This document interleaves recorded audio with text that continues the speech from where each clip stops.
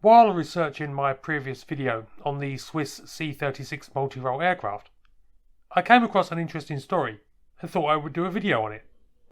Very early in the morning of April 28, 1944, a Bf-110 night fighter was stalking an enemy bomber through the dark skies of southern Germany. The pilot, Staffelkapitän Wilhelm Jonen, already had 18 kills to his credit and was intent on getting his next. His aircraft that night was the perfect weapon for the job. The big Messerschmitt was a G4 model, one of Germany's most advanced aircraft. Fitted with a cutting-edge SN2 Naxos radar set and a Schrag Music upward-firing armament installation, it represented one of the Nazis' most secret weapons. With the RAF's night bombing raids taking such a fearsome toll, the advanced night fighters were considered assets of national importance if the Luftwaffe were to hope to inflict enough casualties on Bomber Command to force it to reduce the devastating attacks. Jonen closed with his target, a Halifax Mk.III of No. 35 Squadron, piloted by Warrant Officer Bob Peter of the Royal Australian Air Force, and opened fire. He hit the Halifax hard, but the bomber returned fire, damaging Jonen's aircraft.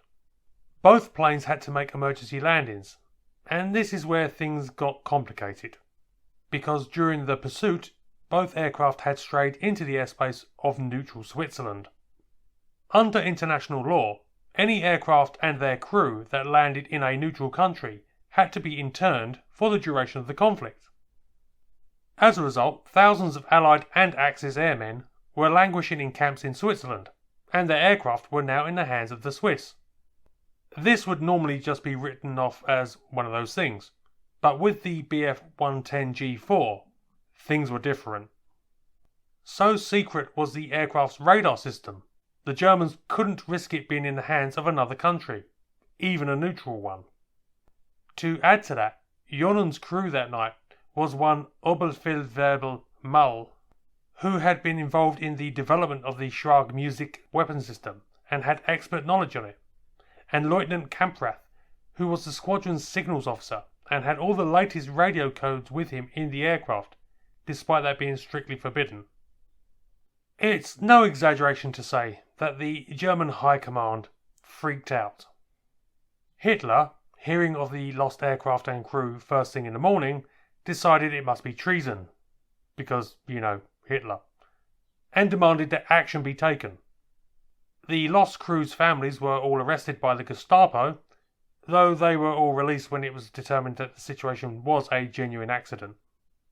But somewhat more alarming was the calling in of Germany's foremost Special Forces commander, Otto Skorzeny, who was given the job of coming up with a plan on how to destroy the impounded aircraft. Yes, the Nazis took the situation so seriously, they planned to launch a military operation against a neutral country. Admittedly, they had a habit of doing that anyway, but 1944 was a bit late in the day to be making new enemies. Regardless, Skorzeny got as far as planning an operation and assembling a team for the job on the Swiss border. It was here that some common sense broke out. Instead of engaging in a military operation that ran a whole bunch of risks, why not just buy the Swiss off?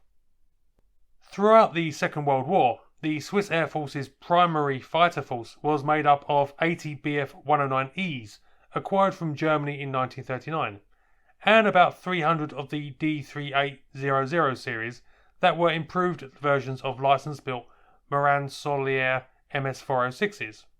Though these aircraft had done the job of defending Swiss airspace throughout World War II, the Swiss really needed modern fighters. So, the Germans offered to sell them 12 of their latest Messerschmitt Bf-109 G6s at the cost of £500,000 Swiss francs each. These could be added to 2 existing aircraft of this type that the Swiss had already interned. In exchange, the Swiss would destroy the problematic Bf-110, with witnesses from the German military to assure this, and return their aircrew. Technically, this last condition was a violation of the Geneva Convention, but the Swiss agreed to it. Mind you, the whole affair was beset with double-crossing. The agreement hinged on the Swiss not examining the captive aircraft, nor its special equipment. But they almost certainly did, and the German observer nearly didn't give approval to the deal, as it was apparent that some of the radar had been taken apart and then reassembled. The 109Gs were then delivered to the Swiss in May, but were found to be so poorly made, an indication of how the war was going for Germany, that they were almost useless. In fact, so bad were they that the Germans actually paid back half the purchase price after the war.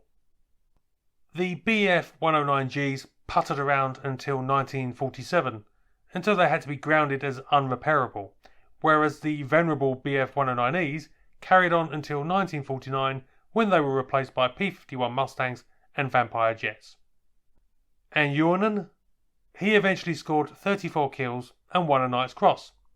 His autobiography, Jewel Under the Stars, was one of the first books published in English by a Luftwaffe pilot. And if you're interested in that, there is a link in the description.